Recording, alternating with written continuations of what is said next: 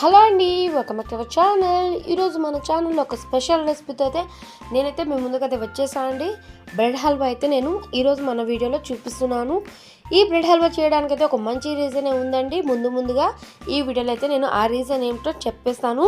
ముందుగా అయితే బ్రెడ్ హల్వాని ఎలా తయారు చేసుకోను ఈ వీడియోలో చూసే ప్యాకెట్ని తీసుకొని ఇలాగా పీసెస్ లాగా చేసుకొని ఫ్యాన్ కింద అయితే 2 గంటల సేపు అయితే ఆరబెట్టానండి. కొంచెం హార్డ్గా ఉంటేనే బాగుంటుంది కాబట్టి బ్రెడ్ హల్వాకి ఇలాగా నేను కట్ చేసి ఆరబెట్టేసానండి. ఇప్పుడు వీటిని డీప్ ఫ్రైని చేసుకోవాలి. ముందుగా స్టవ్ వెలిగించుకొని కడాయి పెట్టుకోవాలి. ఇప్పుడు ఇందులోకి డీప్ ఫ్రైకి ఆయిల్ని వేసుకోవాలి.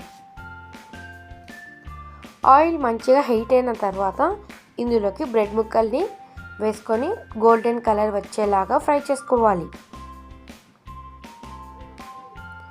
చూడండి, ఇలాగా రెండు వైపులా తిప్పుకుంటూ మంచిగా గోల్డెన్ కలర్ వచ్చేలాగా ఫ్రై చేసుకోవాలి. చూడండి, ఇలానే ఫ్రై చేసుకోవాలండి.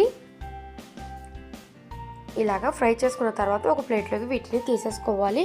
మిగతా వాటిని కూడా ఇలానే ఫ్రై చేసుకోవాలి.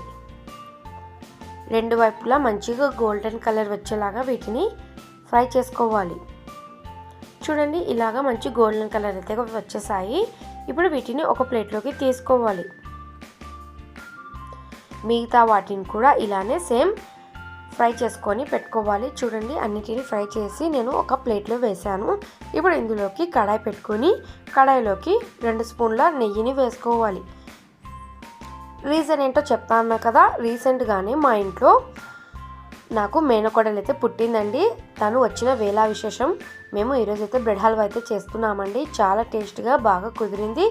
తనైతే చాలా ఆరోగ్యంగా బాగా దేవుని దయతో బాగా హెల్తీగా అయితే పుట్టిందండి.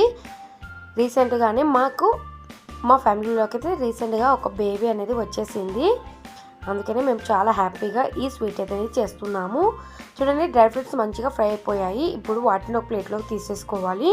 ఇప్పుడు ఇందులోకి 1 కప్పు షుగర్ని వేసాను. 1 కప్పు షుగర్కి 1 కప్పు వాటర్ని వేసుకోవాలి. హై ఫ్లేమ్ పెట్టుకొని పాకంని ప్రిపేర్ చేసుకోవాలి. లైట్ తీగ పాకం అయితే రావాలి. మంచిగా షుగర్ సిరప్ని రెడీ చేసుకోవాలి. చూడండి, ఇలాగ సిరప్ని మొత్తం ప్రిపేర్ చేసుకోవాలి. లైట్గా తీగపాకం అయితే వచ్చేసింది. ఇప్పుడు ఇందులోకి డీప్ ఫ్రై చేసి పెట్టుకున్న బ్రెడ్ ముక్కల్ని వేసుకోవాలి. వేసుకొని ఒకసారి బాగా కలుపుకోవాలి. చూడండి, ఇలాగ మంచిగా కలుపుకోవాలి. ఇప్పుడు ఇందులోకి 1 కప్పు పాలని వేసుకుంటున్నా అండి. 1 గ్లాసు వేసుకొని పాలని మంచిగా కలుపుకోవాలి. చూడండి, ఇలాగ కలుపుకున్న తర్వాత ఇందులోకి కొద్దిగా ఇలాచీ పౌడర్ని వేసుకోవాలి. ఇలాచీ పౌడర్ని కూడా బాగా కలుపుకోవాలి. ఇప్పుడు ఇందులోకి మనం ఫ్రై చేసి పెట్టుకున్న డ్రై ఫ్రూట్స్ని వేసుకోవాలి. అలాగే నాకు డ్రై ఫ్రూట్స్ వేస్తున్నప్పుడు కాసింత నెయ్యి అయితే మిగిలింది కాబట్టి నేను ఇందులోకి వేస్తున్నాను.